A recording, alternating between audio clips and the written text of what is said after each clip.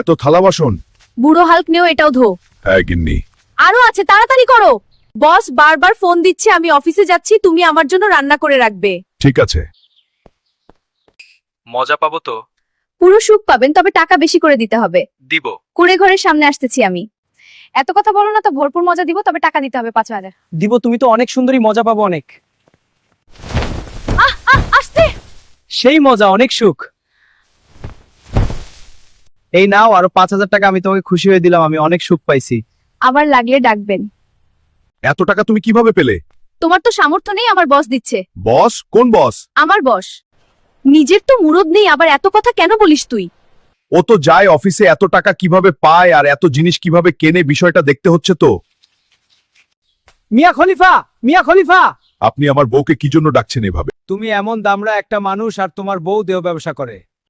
তোমার বউকে ডেকে দাও, আমি 3,000 দিব। রেগে গেছি। শান্ত হও। আর তোকে এত ভালোবাসি, তারপরও তুই অন্য পুরুষের সাথে পকাত পকাত করিস। কি করছো তুমি? আর কোনোদিন না, তুই মরবি।